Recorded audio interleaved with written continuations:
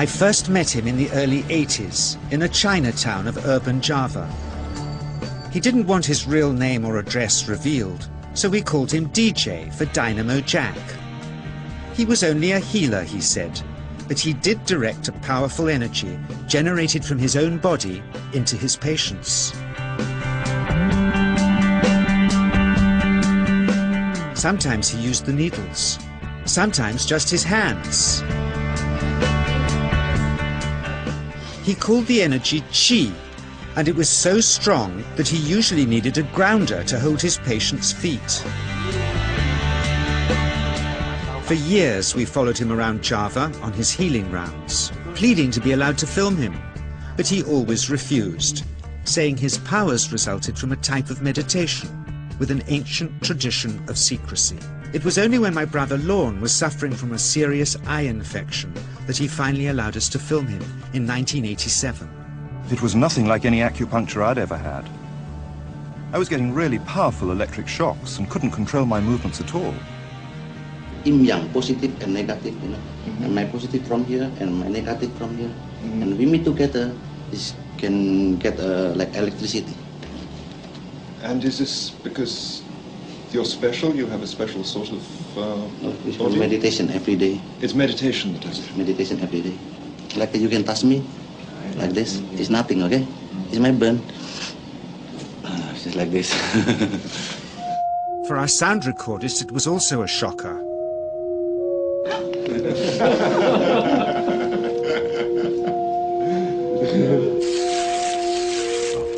He then took our newspaper outside and showed us how Qi can also be used to set things on fire.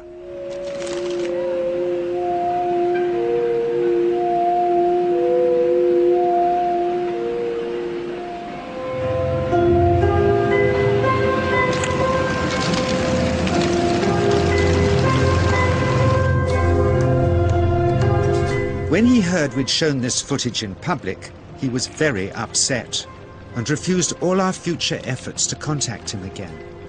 As the years passed, we sadly resigned ourselves to never seeing him again.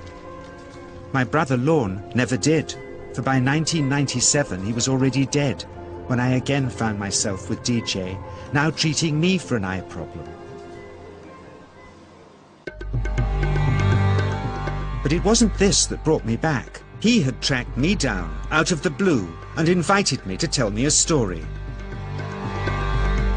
He had just returned from 2 years on a deep meditational journey, alone in the heart of Borneo. Amongst his revelations, he had seen, he said, how history was moving on into great change, and the old wisdom was vanishing.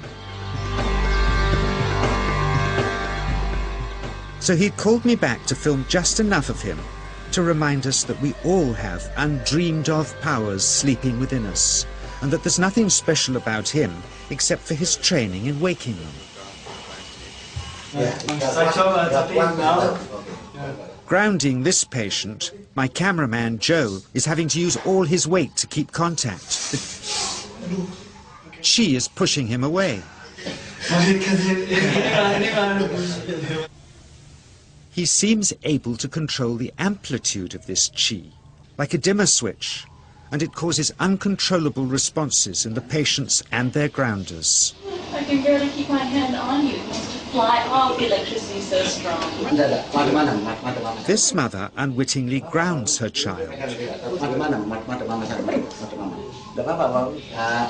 He won't sit still, so she's asked to hold him and grin and bear it. Sometimes signs of this passing energy can be seen in the transmitter too. This Qi stuff is only the surface, he says, of the real adventure beneath, in the meditational technique.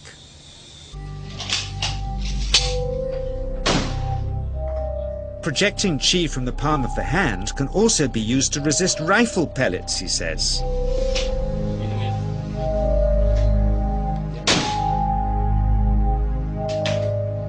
First, you learn to distinguish between yin and yang Qi in your body. Then how to pool it in your navel chakra.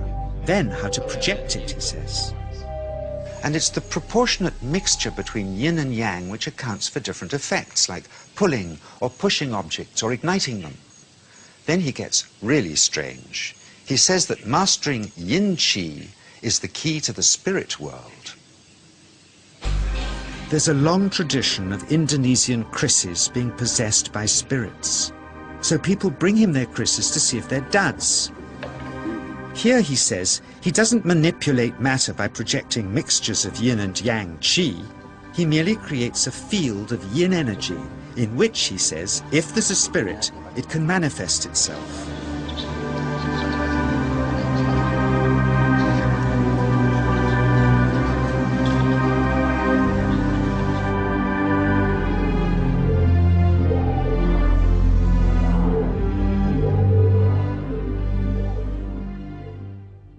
So I invited a small group of scientists back from the United States with measuring equipment to test if DJ was for real. And if so, where might this energy belong on the electromagnetic spectrum? Catherine Cook, CEO of the Mind Science Foundation in Texas. Dr. Roger Nilsson, a Swedish medic and international racing sailor. Dr. Greg Simpson, a physicist from New York's Albert Einstein University, and Andreas Polak, one of DJ's Australian students. The visitors are confident they'll uncover him as a fraud in no time. Greg is the first guinea pig, and he's uncomfortable about showing that he can feel anything at all. Dr. Roger doesn't know what to expect.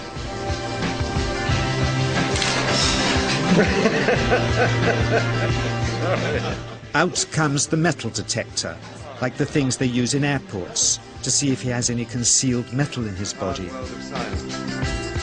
Then the voltmeter, to try and measure the qi.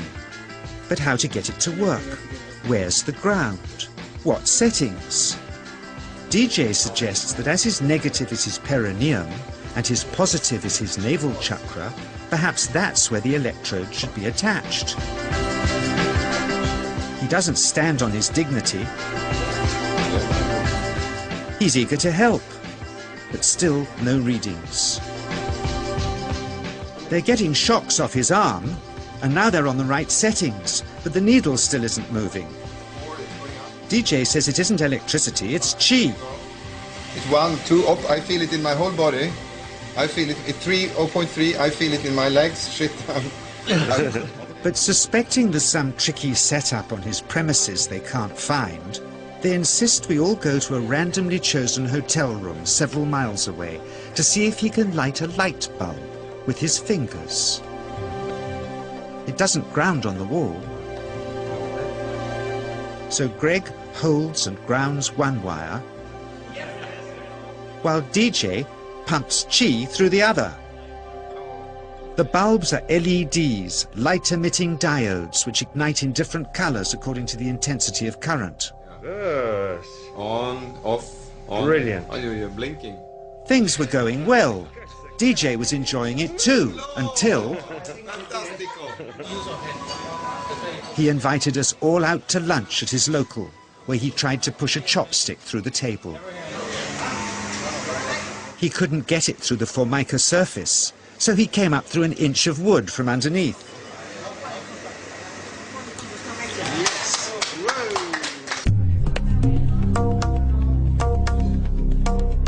Not only did he draw his own blood, but a chopstick splinter had caught Alison here between the eyes, drawing more.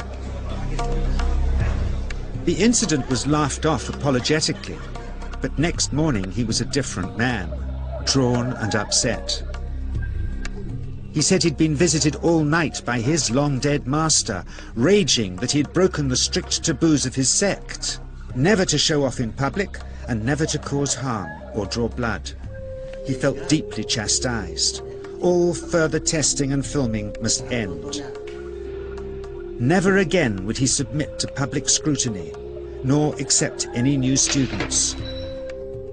He would sink from sight and continue his healing in obscurity, as he had done since before we met him in the early 80s and had always told us was right.